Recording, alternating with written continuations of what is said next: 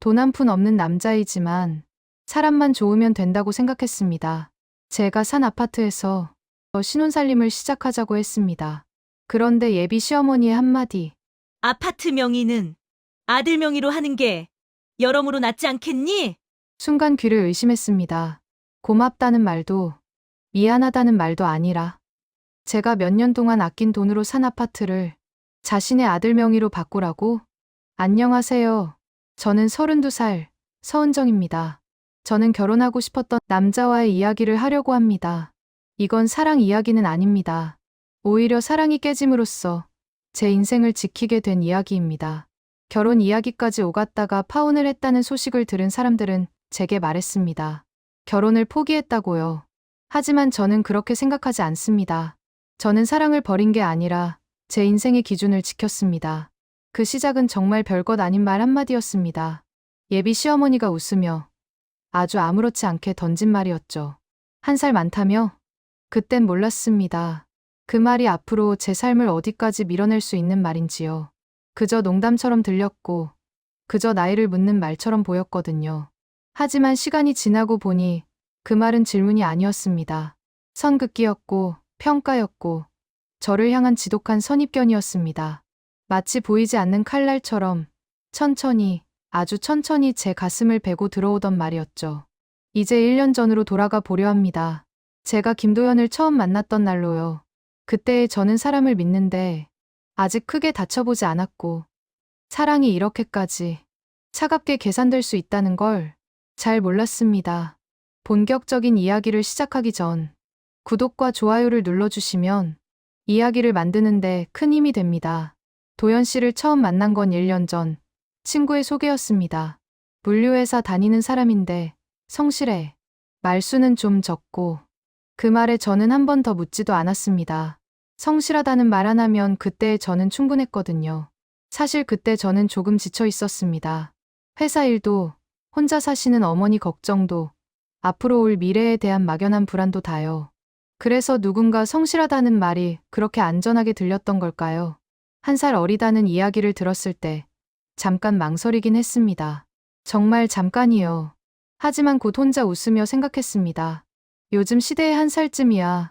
무슨 상관이 있겠어요. 제가 그때 몰랐던 건 세상에는 여전히 그 1살을 아주 중요하게 여기는 사람들이 있다는 거였습니다. 첫 만남은 나쁘지 않았습니다. 도연 씨는 조용했고 차분했고 사람을 불편하게 하지 않았습니다. 말이 많지도 없지도 않았고 자기 이야기를 과하게 하지도 않았습니다. 딱 무난한 사람이었습니다. 그 무난함이 저는 좋았습니다. 파도처럼 요동치는 감정보다 잔잔한 호수 같은 관계가 저는 더 안정적으로 느껴졌거든요. 우리는 그렇게 석 달을 만났고 자연스럽게 결혼 이야기를 하게 됐습니다. 도연 씨가 먼저 꺼냈습니다. 은정 씨, 저 진지하게 생각하고 있어요. 그 말을 듣는 순간 제 마음속에 작은 안도감이 피어올랐습니다. 마치 긴 여행 끝에 드디어 쉴 곳을 찾은 것 같은 느낌이었습니다. 그리고 양가 상견례 날이 다가왔습니다. 그날 아침, 저는 옷장 앞에서 한참을 서 있었습니다. 괜히 더 단정한 옷을 골랐고, 괜히 주름 하나에도 신경을 썼습니다. 거울 앞에 서서 몇 번이나 머리를 고쳐 넘겼습니다. 첫인상이 중요하니까요. 특히, 그날은 더더욱요. 어머니와 함께 약속 장소인 호텔 레스토랑에 도착했을 때, 도연 씨와 그의 어머니는 이미 와 있었습니다. 멀리서 봐도 알 수 있었습니다. 예비 시어머니는 단정한 옷을 입고 계셨고, 자세는 꼿꼿했습니다. 마치 심사위원처럼요. 인사를 나누고 자리에 앉았습니다. 처음엔 정말 아무 문제도 없어 보였습니다. 예비 시어머니는 환하게 웃으며 이런저런 질문을 하셨습니다. 어디 사는지, 무슨 일을 하는지, 취미는 뭔지. 저는 배운 대로 예의 바르게 대답했습니다. 목소리 톤도 신경 쓰고 웃는 얼굴도 유지하면서요. 제 어머니는 옆에서 조용히 앉아 계셨습니다. 말수가 적으신 분이지만 그날따라 눈빛만큼은 유난히 또렷했습니다. 마치 무언가를 읽으려는 것처럼요. 음식이 나왔고 우리는 식사를 시작했습니다. 분위기는 부드러웠습니다. 아니, 적어도 겉으로는 그랬습니다. 그때였습니다. 예비 시어머니가 젓가락을 잠시 내려놓으며 물으셨습니다. 나이는 어떻게 돼요? 그 질문에 식탁 위 공기가 살짝 굳는 게 느껴졌습니다. 32살입니다. 제가 대답하자 그분의 눈빛이 아주 잠깐, 정말 찰나처럼 달라졌습니다. 길지도 않았고 대놓고 드러난 것도 아니었지만 저는 놓치지 않았습니다. 마치 작은 경고등이 켜지는 것 같았습니다. 아, 그러면 도연이보다 1살 많네요? 그 말이 공기를 바꿨습니다. 아주 미세하게, 하지만 분명하게요. 마치 투명한 유리창에 금이 가는 소리 같았습니다. 보이지는 않지만 느껴지는 균열이요. 예비 시어머니는 웃고 계셨습니다. 그런데 그 웃음 뒤에 뭔가 다른 감정이 겹쳐져 있었습니다. 계산 같은 것, 평가 같은 것이요. 요즘은 그런 거 별로 안 따지던데. 그렇게 말하더니 살짝 고개를 갸웃하며 덧붙이셨습니다. 그래도 1살 많으면 마음이 급하잖아요. 농담 같은 말투였습니다. 하지만 농담이 아니었습니다. 그 한마디에는 가시가 숨어 있었습니다. 저를 향한 보이지 않는 날카로운 가시가요. 마치 장미줄기를 쥐었을 때처럼 처음엔 아프지 않다가 나중에 피가 나는 그런 상처 같은 말이었습니다. 저는 웃으며 넘겼습니다. 괜한 오해일 거라고, 제가 예민한 거라고 스스로를 다독이면서요. 하지만 제 손 안에 물잔이 미세하게 떨리고 있었습니다. 옆에서 제 어머니가 물컵을 내려놓으셨습니다. 소리 없이, 하지만 또렷하게요. 그 작은 소리가 식탁 위에 울렸습니다. 마치 마침표를 찍는 것처럼요. 저는 그때 알아야 했습니다. 이 작은 불편함이, 이 미묘한 긴장이 앞으로 더 커질 거라는 거요. 하지만 그때는 정말 몰랐습니다. 그 말이 이 결혼의 시작이 아니라 끝의 방향을 이미 가리키고 있었다는 거요. 시어머니의 질문은 거기서 끝이 아니었습니다. 결혼 준비는 어디까지 생각해봤는지, 신혼집은 어떻게 할 건지, 앞으로의 계획은 구체적으로 세워둔 게 있는지. 질문 하나가 끝나면 잠깐의 숨도 없이 곧바로 다음이 이어졌습니다. 웃으며 던지는 질문이었지만 틈을 허락하지 않았습니다. 마치 면접장에서 질문지를 한 장씩 넘기듯 정해진 순서대로 저를 평가하는 느낌이었습니다. 저는 대답을 하면서도 이상한 기분이 들었습니다. 대화를 나누고 있는 게 아니라 어느새 채점표 위에 올라가 있는 사람이 된 기분이었거든요. 답을 말할 때마다 예비 시어머니의 눈빛이 저를 지나갔습니다. 맞다, 틀리다, 좋다, 아쉽다. 말은 없었지만 그 눈빛은 조용히 점수를 매기고 있었습니다. 마치 시험지에 붉은 펜으로 동그라미와 X를 그어가는 것처럼요. 그리고 그날의 질문지 맨 마지막에 결정적인 문장이 나왔습니다. 신혼집은 남자 명의로 하는 게 좋지 않을까요? 그 순간 제 손에 들린 물잔이 흔들렸습니다. 저는 그 말이 나올 거라고는 상상도 하지 못했습니다. 솔직히 말하면 전혀 다른 말을 기대하고 있었습니다. 집 사는데 한 푼도 보태주지 못해 미안하다는 말까진 아니더라도 적어도 고생해서 장만한 집에서 신혼을 시작하게 돼 고맙다는 말 한마디쯤은 해주실 줄 알았습니다. 그 집은 제가 6년을 모아서 마련한 곳이었습니다. 매달 월급에서 절반을 떼어내고 보너스가 나오면 거의 다 넣고 친구들이 여행 가자고 해도 참으며 모은 돈이었습니다. 20평 남짓한 작은 집이었지만 제게는 세상에서 가장 큰 성취였습니다. 생색을 바라며 한 선택은 아니었습니다. 그저 제 노력이 최소한의 존중은 받을 거라고 믿었을 뿐입니다. 하지만 돌아온 건 고마움이 아니라 계산이었고 배려가 아니라 조건이었습니다. 마치 제가 가져온 선물을 뜯어보지도 않고 값부터 따지는 것 같았습니다. 그 순간 저는 깨달았습니다. 이 자리는 축하의 자리가 아니라 이미 저울 위에 올라간 협상의 자리였다는 거요. 제가 준비한 건 사랑이었는데 상대는 계약서를 펼쳐놓고 있었던 겁니다. 아직 청혼도 제대로 받지 않은 상태였습니다. 결혼식 날짜도 예식장도 아무것도 정해진 게 없었습니다. 그런데 이야기는 벌써 집이 아니라 명예까지 와 있었습니다. 마치 책을 읽다가 갑자기 마지막 장으로 넘어가 버린 것 같았습니다. 중간 과정은 생략된 채 결론만 남은 느낌이었습니다. 그때 제 어머니가 물컵을 내려놓았습니다. 소리는 크지 않았습니다. 정말 작고 조용한 소리였습니다. 하지만 그 소리는 식탁 위에 놓인 모든 말들을 잠시 멈추게 했습니다. 마치 시계 초침이 한번 멈칫하는 것처럼요. 저는 고개를 들어 시어머니를 바라봤습니다. 여전히 웃고 계셨습니다. 하지만 그 눈빛은 망설임이 없었습니다. 단단하고 확고했습니다. 이건 의견을 묻는 말이 아니었습니다. 조율도 상담도 아니었습니다. 이미 정해진 결론을 알려주는 통보였습니다. 마치 계약서에 이미 도장이 찍힌 채로 건네지는 것 같았습니다. 도연은 제 옆에 앉아 있었지만 그 자리에 없는 사람처럼 느껴졌습니다. 아무 말도 하지 않았고 시선을 들지도 않았습니다. 그저 난처하다는 얼굴로 테이블만 바라보고 있을 뿐이었습니다. 그 침묵은 말보다 더 크게 들렸습니다. 마치 이 상황에서 제가 혼자라는 걸 확인시켜주는 신호처럼요. 섬에 혼자 남겨진 것 같은 고립감이 밀려왔습니다. 식사가 끝나고 자리를 정리할 때 시어머니가 제 손을 잡으며 말했습니다. 은정 씨, 우리 잘 지내봐요. 좋은 며느리 될 것 같아요. 웃는 얼굴이었지만 저는 알았습니다. 그 말의 진짜 뜻을요. 함께 지내보자가 아니라 내 말을 잘 들어줘라라는 뜻이라는 거요. 합격 통보가 아니라 조건부 채용 통지 같은 느낌이었습니다. 차에 올랐습니다. 어머니와 단둘이 집으로 돌아오는 길이었습니다. 라디오는 켜지 않았고 창밖 풍경만 조용히 흘러갔습니다. 도심의 불빛들이 스쳐 지나갔지만 제 안은 어두웠습니다. 한참을 아무 말도 하지 않다가 어머니가 조심스럽게 입을 여셨습니다. 은정아, 네, 엄마, 괜찮겠니? 그 짧은 질문 안에 너무 많은 말이 담겨 있었습니다. 저는 대답하지 못했습니다. 괜찮을까요? 정말로요. 입술을 열었다가 다시 닫았습니다. 말이 목구멍 어딘가에 걸려서 나오지 않았습니다. 그날 밤 침대에 누워 천장을 바라봤습니다. 낮에 들었던 말이 머릿속에서 천천히 되감기처럼 다시 흘러나왔습니다. 1살 많으면 마음이 급하잖아요. 그 말은 질문이 아니라 낙인이 되어 제 이마에 붙어 있는 것 같았습니다. 지울 수 없는 붉은 글씨처럼요. 그때 핸드폰이 울렸습니다. 도연 씨였습니다. 문자 메시지가 와 있었습니다. 은정 씨, 오늘 수고했어요. 우리 엄마가 좀 직설적이시긴 한데 나쁜 뜻은 아니에요. 이해해 주세요. 저는 그 문장을 여러 번 다시 읽었습니다.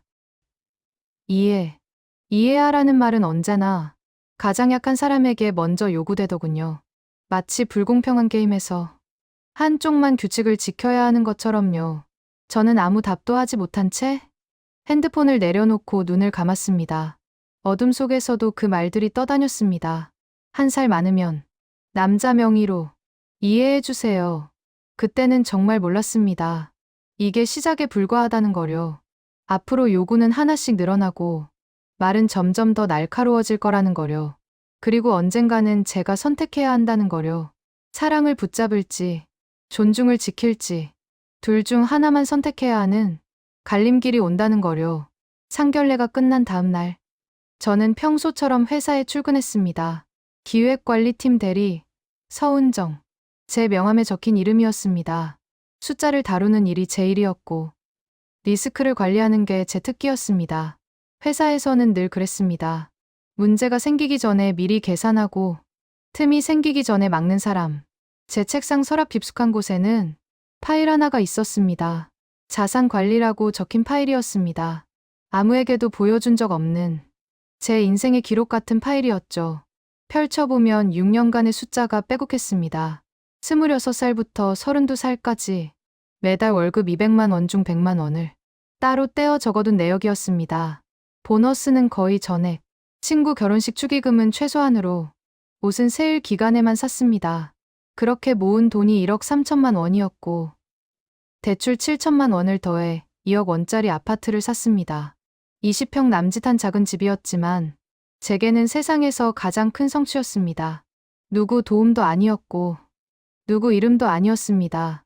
제 이름으로, 제 판단으로 얻은 결과였습니다. 파일 맨 뒤쪽에는 또 하나의 통장이 꽂혀 있었습니다.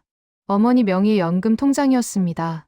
10년째 단 한 달도 거르지 않고 15만 원씩 넣은 기록이 차곡차곡 쌓여 있었습니다. 아버지가 교통사고로 돌아가신 뒤 어머니는 혼자 저를 키우셨습니다. 새벽 배달, 식당 서빙, 아파트 청소까지 하시면서요. 저는 오래전부터 마음속으로 정해두고 있었습니다.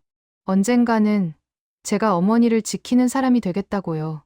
이틀 뒤 도연 씨에게서 연락이 왔습니다. 잠깐 얼굴을 보자고 해서 카페로 나갔습니다. 자리에 앉았을 때 저는 바로 느꼈습니다. 도연의 표정이 평소와 다르다는 거요. 말은 조심스러웠지만 눈빛은 이미 한쪽으로 기울어 있었습니다. 그리고 그가 꺼낸 말은 역시 진명의 이야기였습니다. 엄마 말이 아예 틀린 건 아닌 것 같다고 했습니다. 나중에 문제 생기면 복잡해질 수 있다고요. 저는 그 말을 듣고 잠시 멍해졌습니다. 결혼도 하기 전에 벌써 이혼을 대비하고 있다는 생각이 들어서였습니다. 그래서 물었습니다. 도연 씨 통장 관리는 누가 하냐고요. 도연은 조금도 망설이지 않고 대답했습니다. 엄마가 한다고요. 31살 남자가 자기 돈 관리를 어머니에게 맡기고 있었습니다. 보험도, 적금도, 전부 엄마가 들어줬다고 했습니다. 그 순간 머릿속에서 경고등 하나가 켜졌습니다. 이건 나이의 문제가 아니라 책임의 문제라는 생각을 했습니다. 하지만 저는 그 경고를 애써 외면했습니다. 1살 어린 사람이니까 그럴 수 있다고, 지금까지는 그렇게 살아왔을 뿐이라고, 도연 씨를 많이 좋아했으니까요. 그렇게 저 스스로를 다독였습니다. 그때는 몰랐습니다. 그 다독임이 독이 될 줄은 말이죠. 사흘 후 예비 시어머니에게서 전화가 왔습니다. 혼수 이야기를 해야 한다며 주말에 만나자고 했습니다. 호텔 라운지에서 마주 앉았을 때 노트가 제 앞으로 밀려왔습니다. 제가 준비하려던 혼수 목록이었는데 절반이 빨간 펜으로 지워져 있었습니다.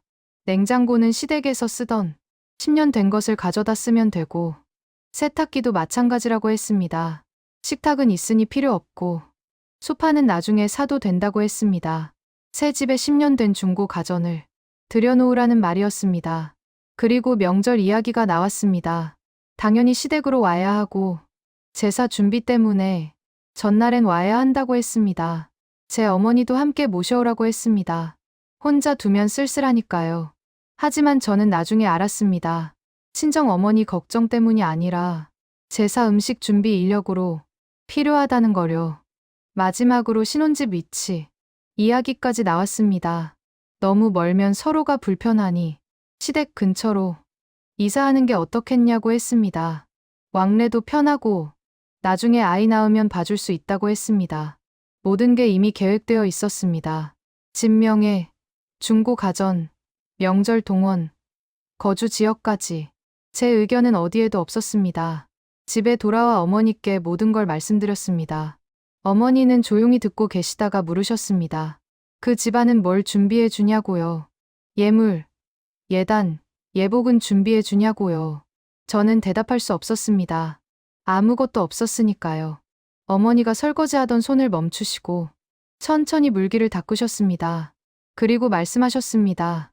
혼수는 줄이고 중고품 쓰고 명절엔 시댁에 오래 머물고 또 집은 이사하고 그 집은 준다는 건 하나도 없이 결혼은 서로 맞춰가는 건데 지금 너만 맞추고 있다고 하셨습니다. 그 말이 제 가슴을 찔렀습니다. 엄마 말이 맞았습니다. 저만 맞추고 있었습니다. 그날 밤 침대에 누워 천장을 바라봤습니다. 제가 6년 동안 준비한 것들이 하나씩 지워지고 있었습니다. 제 계획이, 제 기준이, 제 선택이 모두 무시당하고 있었습니다. 1살 어리다는 이유로 이해하려 했습니다. 사랑한다는 이유로 양보하려 했습니다. 하지만 상대는 양보가 아니라 복종을 원하고 있었습니다. 그 순간 깨달았습니다. 이건 시작에 불과하다는 것을요. 결혼하고 나면 더 많은 요구가, 더 큰 양보가 기다리고 있을 거라는 것을요. 일주일이 지났습니다. 저는 고민 끝에 어느 정도 양보하기로 결정했습니다. 혼수를 줄이고 명절에 시댁에 가고 중고 가전도 받아들이기로 했습니다. 결혼이란 게 원래 이런 거라고 스스로를 설득했습니다.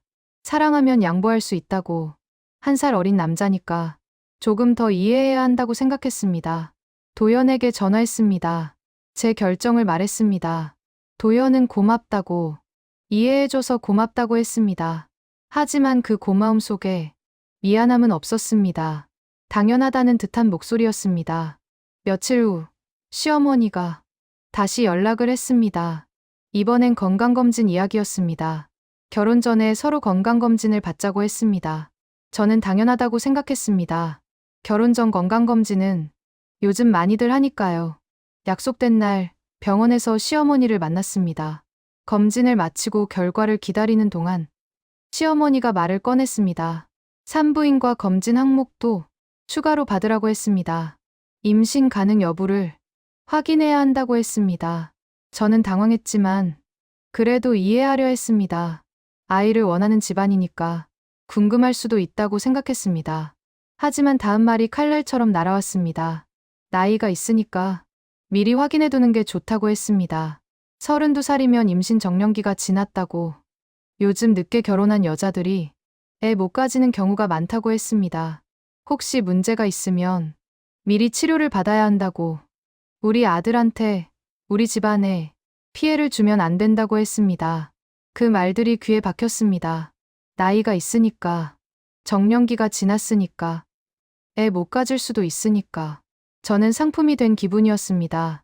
출하 전의 불량 여부를 검사받는 물건 같았습니다. 검진을 마치고 집으로 돌아오는 길, 저는 아무 말도 하지 못했습니다. 어머니가 옆에 계셨지만 입을 열 수가 없었습니다. 말을 하는 순간 울음이 터질 것 같았거든요. 이틀 후 검진 결과가 나왔습니다. 모든 수치가 정상이었습니다.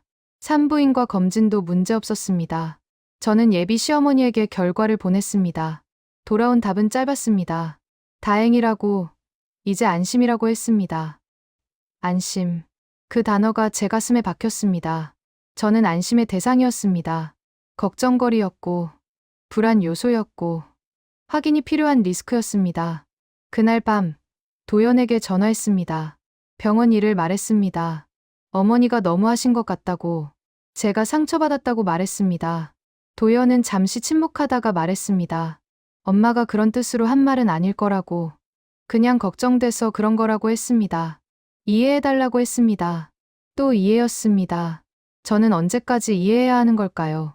며칠이 지나고 예비 시어머니에게서 또 연락이 왔습니다. 결혼 후 계획에 대해 이야기하고 싶다고 했습니다. 카페에서 만났습니다. 예비 시어머니는 수첩을 펼쳐놓고 말했습니다. 결혼하고 1년 안에 아이를 가지는 게 좋겠다고 했습니다. 33이 되면 더 늦는다고, 고령 산모가 되면 위험하다고 했습니다. 그러니까 결혼하면 바로 준비하라고 했습니다. 회사는 육아휴직 쓰면 되고, 복직은 나중에 생각해도 된다고 했습니다. 제 커리어는 고려 대상이 아니었습니다. 7년간 쌓아온 경력은 중요하지 않았습니다. 오직 아이를 낳는 것만이 중요했습니다. 저는 참았던 말을 꺼냈습니다. 제 계획도 있다고, 승진 준비 중이라고 말했습니다. 예비 시어머니는 웃었습니다. 하지만 그 웃음은 차가웠습니다. 승진보다 중요한 게 있다고, 여자한테는 출산이 최우선이라고 했습니다. 1살 많은 쪽이 더 서둘러야 하지 않겠냐고 했습니다. 또 나이였습니다. 모든 게 제 나이 탓이었습니다. 1살 많다는 이유로, 32살이라는 이유로 저는 계속 평가받고 재촉받았습니다. 집으로 돌아와 거울을 봤습니다. 32살 제 얼굴이 거기 있었습니다. 그렇게 늙어 보이나요? 그렇게 조급해 보이나요? 그렇게 문제 많아 보이나요? 거울 속 제 눈에서 눈물이 흘러내렸습니다. 그날 밤, 저는 깨달았습니다. 이 사람들에게 저는 사람이 아니라는 것을요. 기능이었고, 도구였고, 조건이었습니다. 사랑은 어디에도 없었습니다. 존중도 없었습니다. 오직 요구와 평가만 있을 뿐이었습니다. 병원 일 이후, 저는 도연을 만나지 않았습니다. 일주일 동안 연락도 피했습니다. 생각을 정리할 시간이 필요했습니다. 도연은 계속 전화를 걸었고, 문자를 보냈습니다. 결국 저는 만나기로 했습니다. 마지막으로 확인하고 싶었습니다. 이 사람이 정말 제 편인지요. 조용한 레스토랑에서 마주 앉았습니다. 도연은 평소처럼 담담한 얼굴이었습니다. 저는 조용히 말했습니다. 최근 일들이 너무 힘들다고, 어머니가 선을 넘으신 것 같다고요. 도연은 듣고 있었습니다. 하지만 그의 눈빛에는 공감이 없었습니다. 그저 불편하다는 표정만 있을 뿐이었습니다. 한참을 듣던 도연이 입을 열었습니다. 엄마도 나름 이유가 있어서 그러는 거라고 조금만 이해해달라고 했습니다. 저는 물었습니다. 그럼 당신은 어떻게 생각하냐고요. 도연은 잠시 망설이다가 대답했습니다. 엄마 말이 아예 틀린 건 아닌 것 같다고 했습니다. 그 순간 제 심장이 얼어붙었습니다. 저는 더 직접적으로 물었습니다. 누구 편이냐고요. 도연은 당황한 표정을 지었습니다. 편을 가를 문제가 아니라고, 둘 다 이해하려고 노력하는 거라고 했습니다. 중립이었습니다. 하지만 불공정한 싸움에서 중립은 가해자의 편이라는 걸 저는 알고 있었습니다. 며칠 후 친구를 만났습니다. 결혼 준비하는 다른 친구였습니다. 친구는 신나게 예물 이야기를 했습니다. 시댁에서 3천만 원짜리 예물을 준비해줬다고, 신혼집 가전도 다 새로 사준다고 했습니다. 예단도 정성껏 준비했다고, 시어머니가 며느리 챙기는 게 당연하다고 하셨답니다. 저는 아무 말도 하지 못했습니다. 제 상황과 너무 달랐으니까요. 친구가 물었습니다. 은정이네는 어떠냐고요.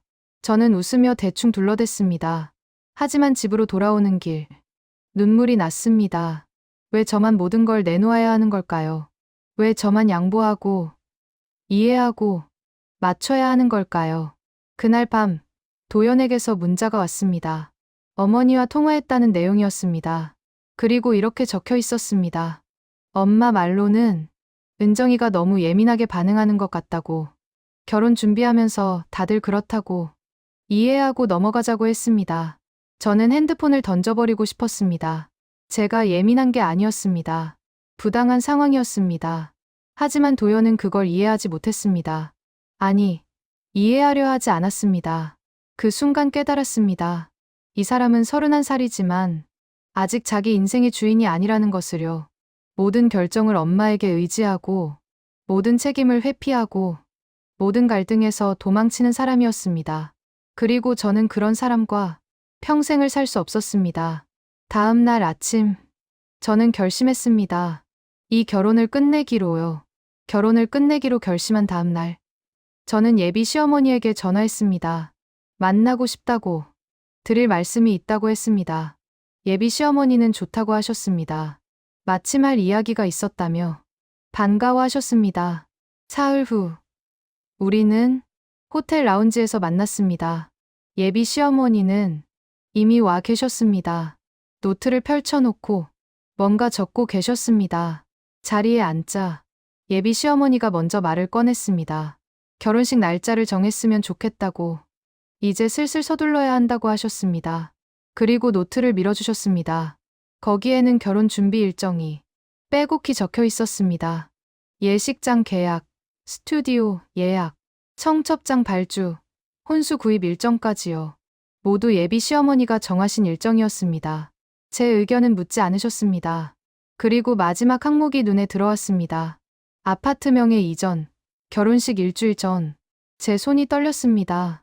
이미 정해진 일처럼 적혀 있었습니다. 예비 시어머니가 웃으며 말했습니다. 이렇게 하면 될 것 같다고.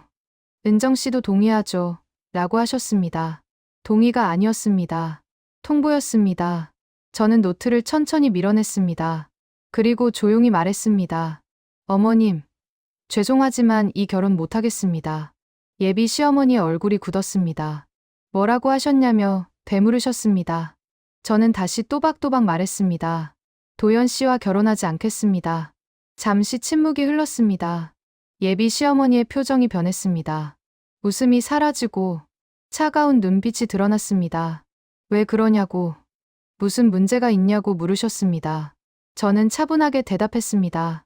준비 과정이 제 생각과 너무 달랐다고, 존중받지 못하는 느낌이었다고 말씀드렸습니다. 예비 시어머니가 코웃음을 쳤습니다. 존중이요. 라며 되물으셨습니다. 결혼 준비하면서 다들 그런 거라고, 너무 예민하게 반응하는 거 아니냐고 하셨습니다. 그리고 목소리를 높이셨습니다. 1살 많은 쪽이 양보해야 하는 거 아니냐고, 여자가 나이 먹으면 시집가기 힘든 걸 모르냐고 하셨습니다. 지금 이 결혼 놓치면 다시 기회 없을 거라고, 30 넘은 여자를 누가 받아주냐고 하셨습니다. 그 말들이 칼날처럼 날아왔습니다. 하지만 저는 흔들리지 않았습니다. 오히려 확신이 섰습니다. 이 결혼을 끝내야 한다는 확신이요. 저는 조용히 말했습니다. 그래서 더더욱 이 결혼은 하지 않겠습니다. 1살 많다는 이유로 모든 걸 양보해야 한다면 그건 결혼이 아니라 거래입니다. 30 넘었다고 아무한테나 시집 가야 하는 건 아닙니다. 존중받지 못하는 결혼이라면 차라리 혼자 사는 게 낫습니다. 예비 시어머니의 얼굴이 붉어졌습니다. 말도 안 되는 소리 하지 말라고, 지금 정신 차리라고 소리치셨습니다. 하지만 저는 자리에서 일어났습니다. 죄송합니다만 제 결정은 확고합니다. 그리고 조용히 라운지를 나왔습니다. 뒤에서 예비 시어머니가 뭐라고 소리치는 게 들렸지만 돌아보지 않았습니다. 집으로 돌아오는 길, 제 핸드폰이 울렸습니다. 도연이었습니다. 받지 않았습니다. 계속 전화가 왔지만 모두 무시했습니다. 집에 도착했을 때 어머니가 거실에 앉아 계셨습니다. 제 얼굴을 보시더니 아셨나 봅니다. 은정아 라고 부르시며 품을 여셨습니다. 저는 어머니 품에 안겼습니다. 그제야 눈물이 쏟아졌습니다. 한참을 울고 나서 어머니가 말씀하셨습니다. 잘했다고. 내 인생은 내가 지켜야 한다고 하셨습니다. 결혼은 언제든 할 수 있지만 존중받지 못하는 관계에서는 평생 불행하다고 하셨습니다. 내가 틀린 게 아니라고, 당당하게 살라고 하셨습니다. 어머니의 말씀이 제 마음을 어루만졌습니다. 그날 밤 저는 도연에게 문자를 보냈습니다. 긴 설명은 하지 않았습니다. 단 한 줄만 적었습니다. 미안하지만 이 결혼은 할 수 없을 것 같아요. 답장은 오지 않았습니다. 하지만 괜찮았습니다. 저는 제 선택을 후회하지 않았으니까요. 며칠 후 친구들에게 파혼 소식을 알렸습니다. 대부분 놀랐지만 제 이야기를 듣고는 지지해 주었습니다. 잘한 거라고, 용기 있는 선택이라고 했습니다. 하지만 몇몇은 다르게 말했습니다. 너무 성급한 거 아니냐고, 조금 참으면 되는 거 아니냐고, 나이 생각해야 하는 거 아니냐고 했습니다. 그 말들이 아프지 않았다면 거짓말일 겁니다. 하지만 저는 알고 있었습니다. 참는 게 해결책이 아니라는 것을요. 그날 밤 저는 창밖을 바라봤습니다. 서울의 야경이 펼쳐져 있었습니다. 수많은 불빛들이 반짝이고 있었습니다. 그 빛들 중 하나가 제 집이었습니다. 6년 동안 모아서 산 제 이름으로 된 집이. 저는 그 집을 지켰습니다. 아니, 집이 아니라 제 기준을 지켰습니다. 파혼 선언 후 일주일이 지났습니다. 그 일주일은 제 인생 가장 길고 무거운 시간이었습니다. 첫째 날은 안도감이었습니다. 드디어 끝났다는, 이제 자유롭다는 안도감이요. 하지만 둘째 날부터 불안이 밀려왔습니다. 제가 정말 잘한 걸까? 너무 성급했던 건 아닐까 하는 불안감이었습니다. 셋째 날에는 외로움이 왔습니다. 결혼 준비하던 친구들의 SNS를 보며 저만 뒤처진 것 같은 느낌이 들었습니다. 넷째 날에는 자책이 시작됐습니다. 제가 좀 더 이해했다면, 좀 더 양보했다면 결혼할 수 있었을 거라는 생각이 들었습니다. 하지만 다섯째 날, 어머니가 말씀하셨습니다. 후회하지 말라고. 내가 지킨 건 자존심이 아니라 존엄이라고 하셨습니다. 그 말씀이 저를 다시 세워주셨습니다. 회사는 계속 다녔습니다. 숫자는 여전히 거짓말하지 않았고, 일은 저를 배신하지 않았습니다. 동료들은 아무것도 몰랐습니다. 제가 결혼 준비를 하다가 파혼했다는 사실을요. 저는 평소처럼 웃었고, 평소처럼 일했고, 평소처럼 점심을 먹었습니다. 하지만 혼자 있을 때는 달랐습니다. 화장실 거울 앞에서, 엘리베이터 안에서, 퇴근길 지하철에서 문득 눈물이 났습니다. 이유를 알 수 없는 눈물이었습니다. 슬픔도 후회도 아니었습니다. 그저 무언가 끝났다는 공허함 같은 것이었습니다. 2주쯤 지났을 때 도연에게서 연락이 왔습니다. 만나서 이야기하자는 내용이었습니다. 저는 거절했습니다. 더 이상 할 말이 없었으니까요. 도연은 계속 문자를 보냈습니다. 오해가 있는 것 같다고, 다시 이야기해보자고, 엄마한테 사과하라고 하겠다고 했습니다. 하지만 저는 답하지 않았습니다. 사과가 필요한 게 아니었습니다. 태도가 바뀌어야 했는데 그건 사과로 되는 게 아니었으니까요. 3주가 지나고 친구를 만났습니다. 결혼 준비하던 그 친구였습니다. 친구는 예물 사진을 보여주며 신나게 이야기했습니다. 저는 웃으며 들었습니다. 진심으로 축하했습니다. 친구가 물었습니다. 은정이는 언제 결혼식이냐고요. 저는 잠시 망설이다가 말했습니다. 파혼했다고요. 친구의 얼굴이 굳었습니다. 왜냐고, 무슨 일이냐고 물었습니다. 저는 간단히 설명했습니다. 생각이 달랐다고, 맞지 않는 것 같았다고만 말했습니다. 친구는 안타까워했습니다. 하지만 동시에 이렇게 말했습니다. 은정이 나이 생각하면 아깝다고, 다시 만날 사람 찾기 힘들 텐데, 괜찮겠냐고 했습니다. 그 말이 가슴을 찔렀습니다. 하지만 저는 웃으며 대답했습니다. 괜찮다고, 천천히 찾아보겠다고 했습니다. 집으로 돌아오는 길, 저는 생각했습니다. 나이, 모두가 제 나이를 걱정했습니다. 32살이 그렇게 늙은 나이인가요?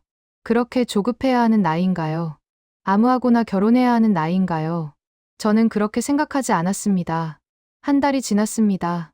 저는 조금씩 일상으로 돌아가고 있었습니다. 주말에는 어머니와 시장에 가고, 평일에는 회사에서 일하고, 저녁에는 책을 읽었습니다. 혼자였지만 외롭지 않았습니다. 오히려 평온했습니다. 누군가 눈치를 보지 않아도 되고, 누군가에게 이해받으려 애쓰지 않아도 됐습니다. 제 시간은 온전히 제 것이었습니다. 어느 날 저녁, 어머니가 물으셨습니다. 후회하지 않냐고요. 저는 고개를 저었습니다. 후회하지 않는다고, 오히려 잘한 것 같다고 말씀드렸습니다. 어머니가 제 손을 잡으셨습니다. 그리고 말씀하셨습니다.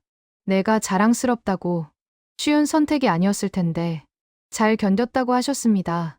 결혼은 언제든 할 수 있지만, 잃은 자존감은 되찾기 힘들다고 하셨습니다. 내가 지킨 건 집이 아니라, 내 인생의 기준이었다고 하셨습니다. 그 말씀을 듣는 순간, 눈물이 났습니다. 하지만 슬픈 눈물이 아니었습니다. 위로받는 눈물이었습니다. 그날 밤, 저는 창밖을 바라보며 생각했습니다. 제가 잃은 것도 있었습니다. 결혼이라는 꿈, 함께할 사람이라는 기대, 미래에 대한 계획들. 하지만 지킨 것도 있었습니다. 제 존엄, 제 기준, 제 자존감, 그리고 무엇보다 저 자신을요. 2개월이 지났습니다. 저는 완전히 회복했습니다. 파혼은 더 이상 상처가 아니었습니다. 오히려 배움이었습니다. 사랑만으로는 부족하다는 것, 존중이 없는 관계는 지속될 수 없다는 것을 배웠습니다. 그리고 혼자서도 충분히 행복할 수 있다는 것도 알게 됐습니다. 회사에서 승진 심사가 있었습니다. 저는 준비했던 프로젝트 결과를 발표했고 좋은 평가를 받았습니다. 만약 결혼했다면 이 승진 기회를 포기했을지도 모릅니다. 출산 계획 때문에요. 하지만 지금 저는 제 커리어를 쌓아가고 있었습니다. 제 선택이 틀리지 않았다는 확신이 들었습니다. 은정이 떠나고 한 달이 지났습니다. 도연의 집은 조용했습니다. 너무 조용했습니다. 박순자는 거실 소파에 앉아 통장을 들여다보고 있었습니다. 도연 명의의 통장이었습니다. 매달 관리해오던 통장이었지만 요즘 들어 뭔가 이상했습니다. 카드값이 계속 밀리고 있었습니다. 적금 납입일을 놓쳤고 보험료도 연체됐습니다. 박순자는 한숨을 쉬었습니다. 예전에는 이런 일이 없었습니다. 정확히 말하면 은정이와 준비하던 때까지는요. 그때는 은정이가 일정표를 만들어줬었습니다. 언제 뭘 납부해야 하는지, 언제까지 뭘 준비해야 하는지 모두 깔끔하게 정리되어 있었습니다. 박순자는 그때 그걸 보며 생각했었습니다. 쓸데없이 꼼꼼하다고, 숫자나 따지는 여자라고요. 하지만 지금 보니 그게 능력이었습니다. 도연은 아무것도 하지 못했습니다. 통장 정리도, 일정 관리도, 심지어 자기 옷 한 벌도 제대로 사지 못했습니다. 31살 남자가 여전히 엄마 손에 의지하고 있었습니다. 어느 날 저녁, 박순자는 도연을 불렀습니다. 거실 식탁에 마주 앉았습니다. 도연은 핸드폰만 들여다보고 있었습니다. 도연아. 응. 은정이한테 연락해봤어? 도연이 핸드폰에서 눈을 떼지 않고 대답했습니다.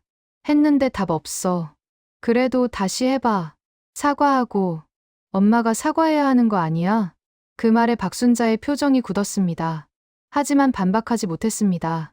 사실이었으니까요. 며칠 후 박순자는 친구를 만났습니다. 비슷한 나이 또래의 친구였습니다. 차를 마시며 이런저런 이야기를 나누다가 친구가 물었습니다. 도연이 결혼은 어떻게 됐냐고요. 박순자는 잠시 망설이다가 대답했습니다. 파혼됐다고요. 친구가 놀라며 이유를 물었습니다. 박순자는 대충 둘러댔습니다. 서로 안 맞는 것 같았다고, 여자 쪽에서 그만두자고 했다고 말했습니다. 친구가 고개를 가로저었습니다. 요즘 여자들은 참을성이 없다고, 조금만 참으면 되는데 너무 예민하다고 했습니다. 박순자도 맞장구 쳤습니다.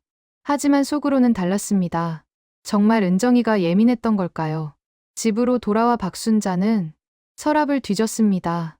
은정이가 준비했던 서류들이 나왔습니다. 결혼 준비 일정표, 예산안, 혼수 목록, 모두 깔끔하게 정리되어 있었습니다. 각 항목마다 예상 비용이 적혀 있었고 우선순위도 매겨져 있었습니다. 박순자는 그 서류들을 천천히 넘겨봤습니다. 그리고 깨달았습니다. 은정이는 정말 준비된 사람이었다는 것을요. 단순히 돈을 모은 게 아니라 인생을 계획하고 관리할 줄 아는 사람이었습니다. 며칠 후 박순자는 우연히 은정이 소식을 들었습니다. 동네 미용실에서였습니다. 미용사가 은정이 어머니 이야기를 꺼냈습니다. 요즘 딸이 회사에서 승진했다며 좋아하신다고, 딸 자랑을 많이 하신다고 했습니다. 박순자는 가만히 듣고 있었습니다. 그리고 물었습니다. 재혼은 안 한다고 하던가요? 미용사가 웃으며 대답했습니다. 천천히 생각해본다고 하시더래요. 급할 거 없다고 하시더래요. 그 말을 듣는 순간 박순자의 가슴이 무거워졌습니다. 은정이는 잘 살고 있었습니다. 파혼 후에도 흔들리지 않고 자기 길을 가고 있었습니다. 반면 도연은 달랐습니다. 여전히 엄마한테 의지하고 아무것도 스스로 하지 못하고 그저 하루하루를 살아갈 뿐이었습니다. 그날 밤 박순자는 도연에게 물었습니다. 은정이 같은 사람 또 만날 수 있겠냐고요. 도연은 대답하지 않았습니다. 박순자도 알고 있었습니다. 쉽지 않다는 것을요. 자기 집 장만한 32살 여자, 엄마 연금까지 챙기는 여자, 일도 잘하고 계획도 철저한 여자, 그런 사람을 다시 만나기는 어려울 거라는 것을요. 한 달 더 지났습니다. 도연의 회사 동료가 결혼한다는 소식이 들렸습니다. 박순자는 도연에게 물었습니다. 결혼식 갈 거냐고요. 도연은 고개를 저었습니다. 가기 싫다고 했습니다. 박순자는 이유를 물었습니다. 도연이 작게 말했습니다. 은정이 생각나서요. 그 말에 박순자는 아무 말도 하지 못했습니다. 어느 날 저녁, 박순자는 혼자 소파에 앉아 있었습니다. 창밖을 바라보며 생각했습니다. 제가 무엇을 놓쳤을까요? 집을 지키려 했습니다. 아들을 지키려 했습니다. 만약을 대비하려 했습니다. 하지만 정작 중요한 걸 놓쳤습니다. 사람이었습니다. 집이 아니라 사람을 봤어야 했습니다. 은정이가 어떤 사람인지, 얼마나 준비된 사람인지, 얼마나 책임감 있는 사람인지 봤어야 했습니다. 하지만 박순자는 그걸 보지 못했습니다. 아니, 보려 하지 않았습니다. 오직 나이만 봤고, 조건만 봤고, 통제할 수 있는지만 봤습니다. 그리고 결국 모든 걸 잃었습니다. 그날 밤, 박순자는 작게 중얼거렸습니다. 집이 아니라 사람을 놓쳤네. 하지만 이미 늦었습니다. 은정이는 떠났고 돌아오지 않을 것이었습니다. 2년이 흘렀습니다. 34살이 된 저는 회사 회의실에 앉아 있었습니다. 프로젝트 발표를 막 끝낸 참이었습니다. 임원들이 박수를 쳤습니다. 팀장이 제 어깨를 두드리며 말했습니다. 수고했다고. 이번 프로젝트가 회사에 큰 도움이 됐다고 했습니다. 1년 반 동안 준비한 프로젝트였습니다. 리스크 관리 시스템 개편 프로젝트였는데 성공적으로 마무리됐습니다. 덕분에 저는 과장으로 승진했습니다. 34살 과장, 빠른 승진은 아니었지만 늦지도 않았습니다. 무엇보다 제가 스스로 이뤄낸 성과였습니다. 누구 눈치 보지 않고, 누구 허락받지 않고, 오롯이 제 실력으로요. 회의가 끝나고 자리로 돌아왔을 때 핸드폰에 메시지가 와 있었습니다. 준혁이었습니다. 준혁은 6개월 전에 만난 사람이었습니다. 회사 협력사 팀장이었고 프로젝트 미팅에서 처음 만났습니다. 첫인상은 조용하고 신중한 사람이었습니다. 도연과 비슷하다고 생각했습니다. 하지만 달랐습니다. 준혁은 자기 의견이 분명했습니다. 회의 중에 제 의견에 동의할 때는 명확하게 동의했고, 다를 때는 정중하게 반대 의견을 냈습니다. 엄마한테 물어봐야 한다는 말은 단 한 번도 하지 않았습니다. 프로젝트가 끝난 후 준혁이 식사를 제안했습니다. 저는 잠시 망설였습니다. 2년 전 일이 떠올랐기 때문입니다. 하지만 준혁의 눈빛은 진심이었습니다. 그렇게 우리는 만나기 시작했습니다. 준혁은 달랐습니다. 제 일을 존중했고, 제 시간을 배려했고, 제 의견을 물었습니다. 명절 계획을 세울 때도, 주말 일정을 정할 때도 항상 먼저 제 의견을 물었습니다. 은정 씨는 어떻게 생각해요? 그 질문이 저는 좋았습니다. 당연하게 여겨지는 게 아니라 존중받는다는 느낌이 들었습니다. 석 달쯤 만났을 때 준혁이 부모님을 소개하고 싶다고 했습니다. 저는 긴장했습니다. 2년 전 기억이 떠올랐습니다. 하지만 준혁 부모님은 달랐습니다. 따뜻하게 맞아주셨고, 제 일에 대해 물어보셨고, 제 의견을 존중해 주셨습니다. 나이 이야기는 나오지 않았습니다. 진명의 이야기도, 출산 압박도 없었습니다.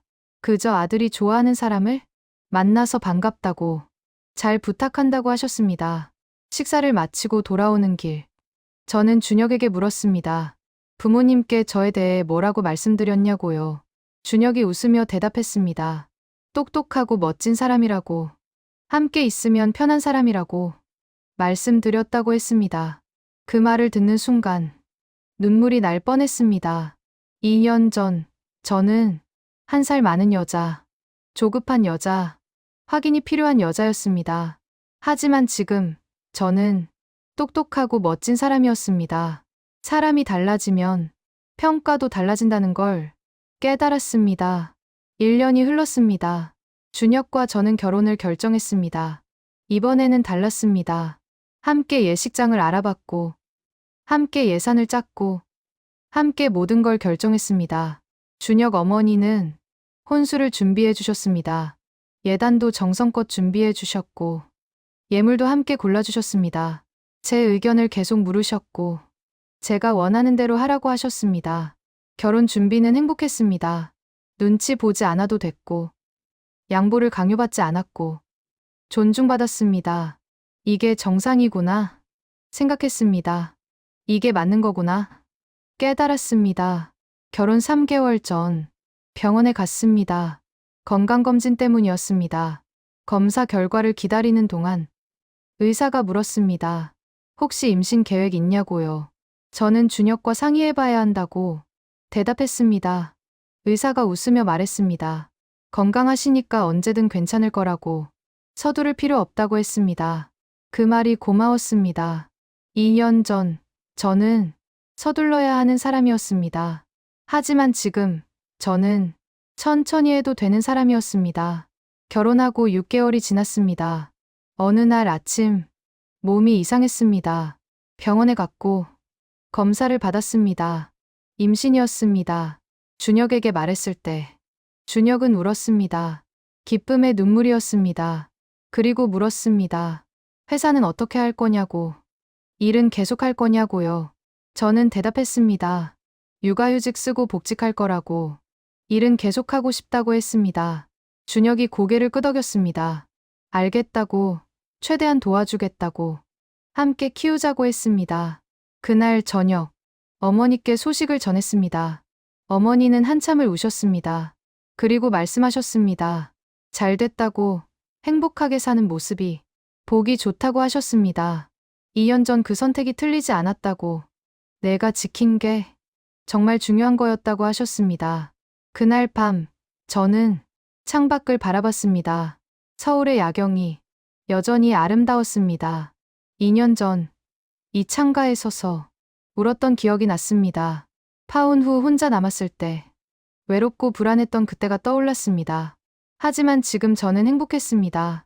혼자가 아니었고, 존중받았고, 사랑받았습니다. 제가 그때 지켜낸 건 집이 아니었습니다. 제 삶의 기준이었습니다. 1살 많다는 이유로 무시당하지 않을 권리, 존중받을 권리, 동등한 관계를 요구할 권리였습니다. 그 기준을 지켰기에 지금의 행복이 있었습니다. 사람은 존중받는 자리에서 꽃을 피운다고 어머니가 말씀하셨습니다. 맞았습니다.